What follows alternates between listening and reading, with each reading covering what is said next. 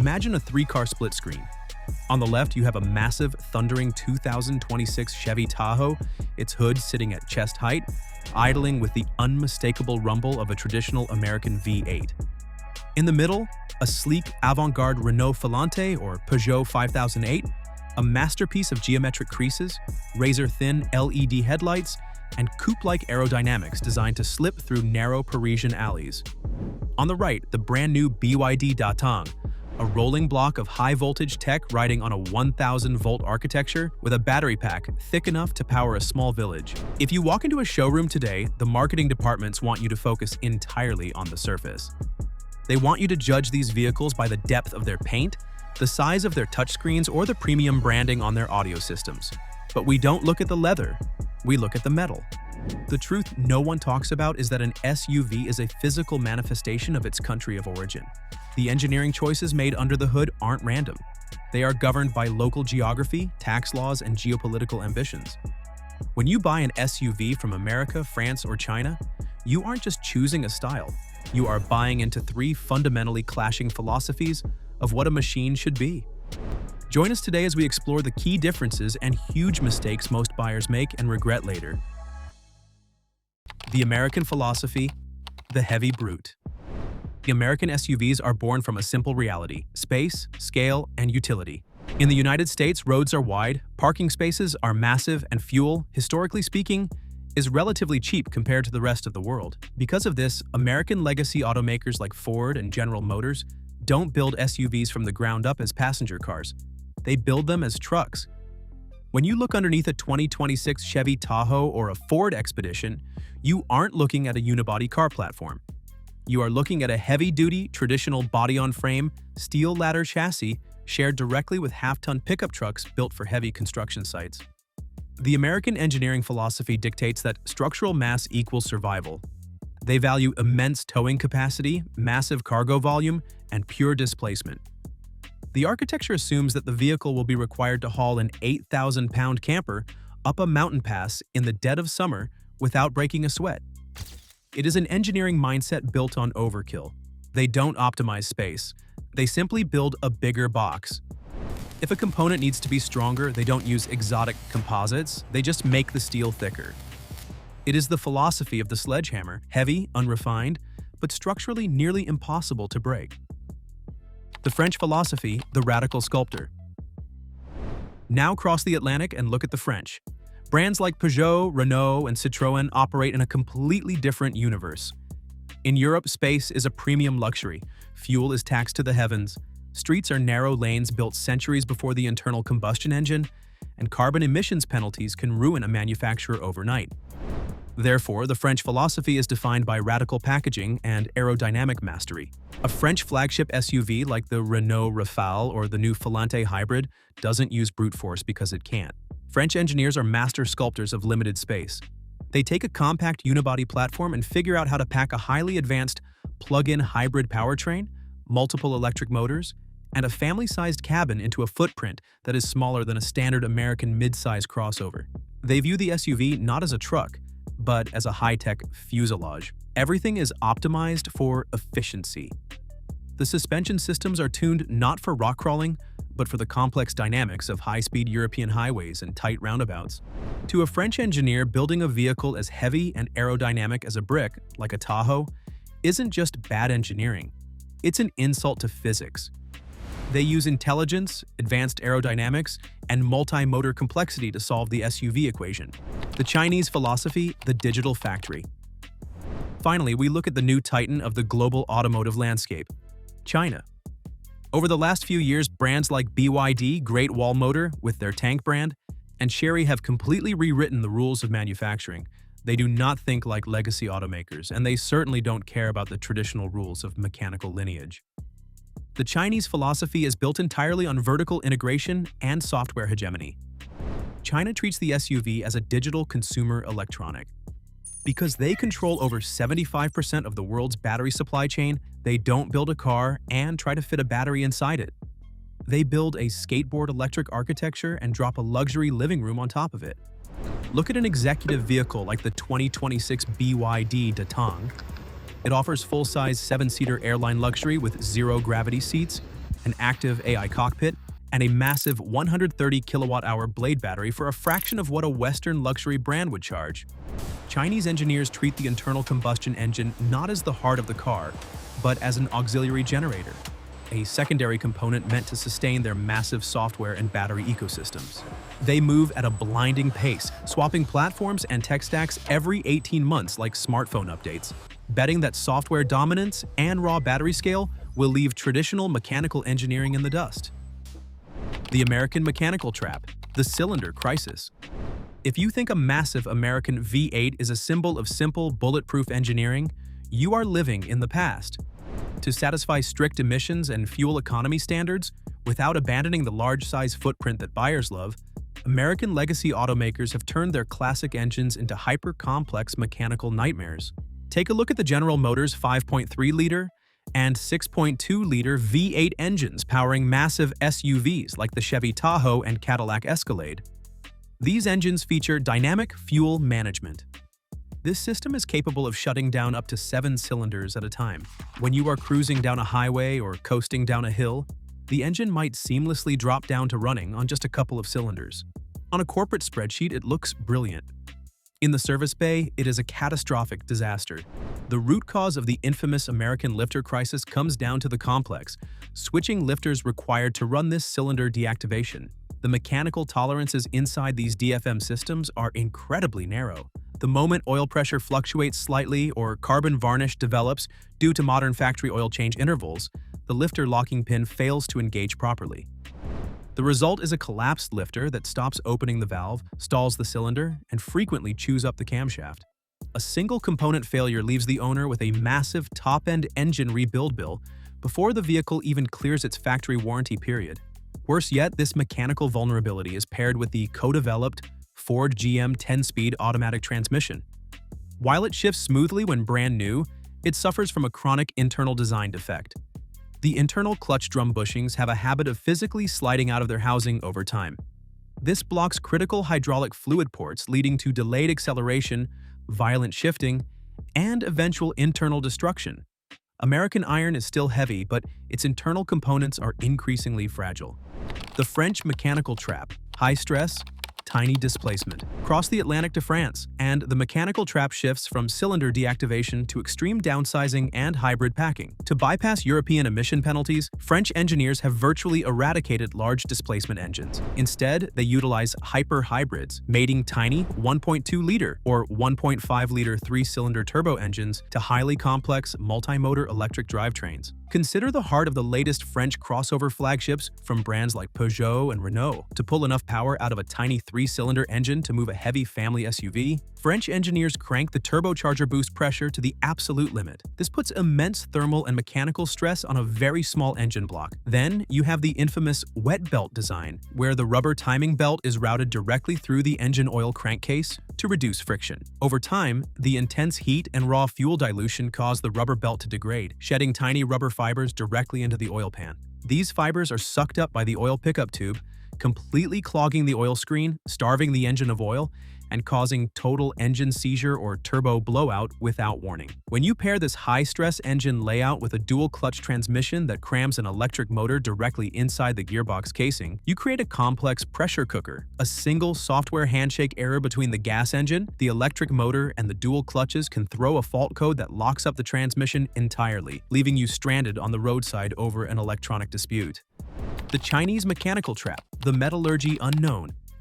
Enter China, the undisputed leader of the modern battery electric vehicle revolution. Walk up to a flagship Chinese SUV like a BYD, and you are looking at the bleeding edge of energy storage technology. China has mastered the chemistry of the lithium iron phosphate battery, epitomized by BYD's brand new second-generation Blade battery. The tech specs are mind-boggling. Utilizing an advanced cell-to-body structural design, Chinese engineers turned the battery pack into a rigid, load-bearing element of the SUV's chassis. The latest generation of this platform supports unprecedented flash charging speeds. It can replenish a massive battery pack from 10% to 70% state of charge in exactly 5 minutes, using ultra-powerful megawatt charging stations. It effectively eliminates range anxiety, delivering over 1,000 kilometers of range on a single charge. But while the battery chemistry chemistry is revolutionary, the iron surrounding it remains a massive, unproven wildcard. Unlike Western or Japanese manufacturers who have spent a century refining automotive metallurgy, many Chinese tech-first automotive brands have only been casting chassis components for a short time. Independent teardowns are revealing long-term structural anxieties. To move fast, many Chinese brands use massive single-piece underbody castings. However, microscopic air bubbles trapped within the cast aluminum act as internal stress points, creating a higher risk of structural cracking under severe, continuous road impacts over a 10-year cycle. Furthermore, just like their smartphones, Chinese SUVs are designed as closed digital ecosystems. Every component, from the electric drive module down to the basic window switches, is digitally paired to the factory server. If an independent mechanic tries to bolt on a replacement part without a factory-authorized software handshake, the vehicle completely locks down. China has built the ultimate fast fashion SUV. It charges like a smartphone, but it is engineered with a digital leash that limits its lifespan to the life of its software updates. The American trait, the built-in cash cow. There is a dark shift happening inside the garages of Detroit. For a century, the American automotive dream was built on permanent ownership. You bought the iron, you owned the iron, and you did whatever you wanted with it. But as we navigate 2026, the American SUV has quietly morphed into a rolling data trap and a captive audience experiment. Take a look at General Motors. They recently revealed a staggering statistic. 13 million people are actively paying monthly subscriptions for features embedded right inside their vehicles. We are talking about billions of dollars in pure revenue generated from features like OnStar and Super Cruise driver assistance. To maximize these remarkably large software profit margins, GM has taken the aggressive step of completely removing Apple CarPlay and Android Auto from their new EV and luxury SUV lineups. By killing the ability to seamlessly mirror your phone, they force you into their proprietary data plans just to look at a map on the dashboard you already paid for. Yet, despite this invasive digital paywall, American SUVs hold a hidden financial weapon: baseline asset utility. Underneath all that glitchy corporate software lies a massive, heavy-duty truck chassis. Even an 8-year-old Chevy Tahoe or Ford Expedition with a blown engine or an expired software package retains a hard floor of value. Why? Because it can tow 8,000 pounds, it has a physical steel frame, and it can be repurposed for heavy construction, hauling, or commercial labor. It is a machine that can always be put to work, giving it a permanent safety net in the used market. The French trait, the corporate lease expiration date. Cross over to the European theater, and the French handle ownership with an entirely different business model. SUVs from Peugeot and Renault are not engineered with the expectation that an individual will pass the keys down to their children. Instead, they are engineered from day one to serve the European corporate lease market. In France and across the EU, corporate tax structures heavily favor companies providing vehicles to employees as tax write-offs. Because of this, French SUVs are optimized for a strict 3 to 5 year fleet lifecycle. The initial sweet spot: for the first 3 years, the vehicle is a triumph. The corporate lease covers the maintenance, the driver enjoys the avant-garde styling, and the high-stress hybrid tech runs cleanly under warranty.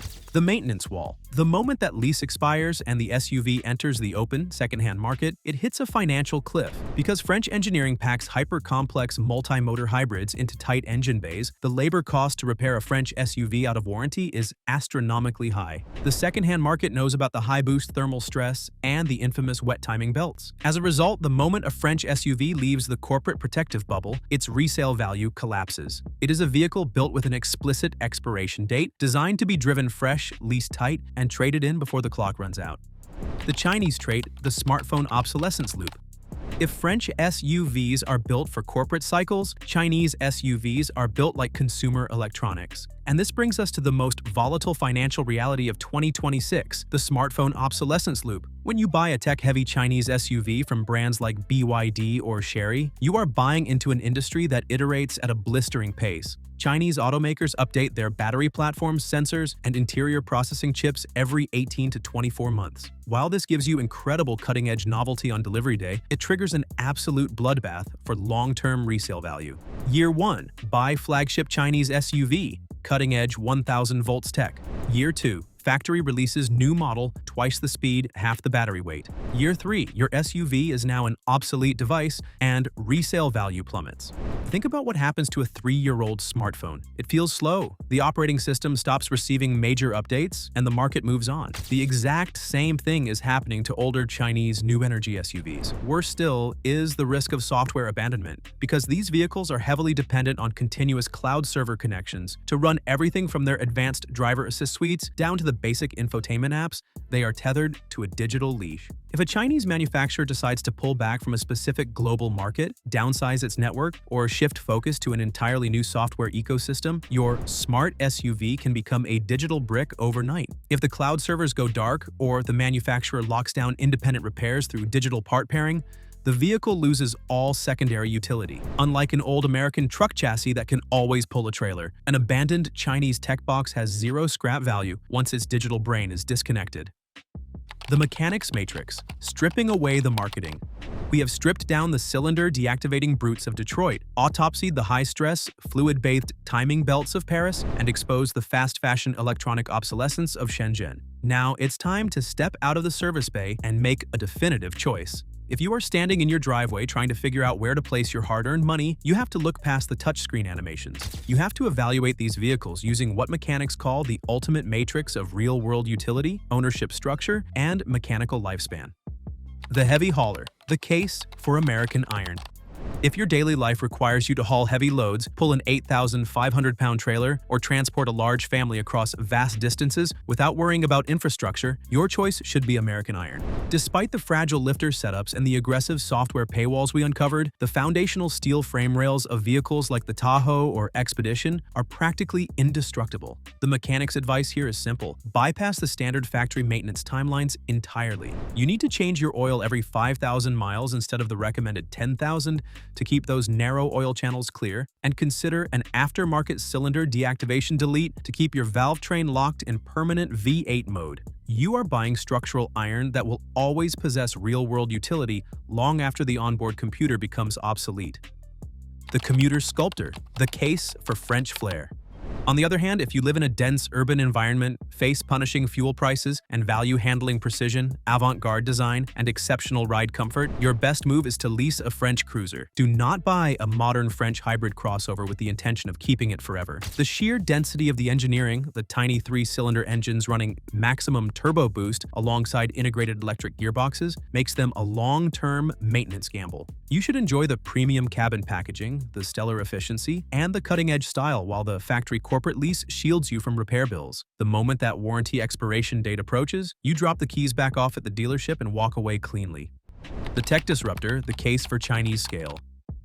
Finally, if you want the absolute pinnacle of current battery technology, lightning-fast charging speeds, and premium executive luxury features for a fraction of the cost of traditional luxury brands, the answer lies in Chinese scale. Vehicles like the BYD Datang are undeniable triumphs of vertical integration and battery chemistry, but you must approach the purchase with a completely altered mindset by treating it like a high-end smartphone on wheels. Do not view it as a 20-year heirloom. Accept that within 3 to 4 years, its processing chips and battery platforms will be replaced by newer, faster tech. If you keep your ownership cycle tight and treat it as a temporary tech platform rather than a permanent mechanical asset, the value proposition is unmatched. The final truth.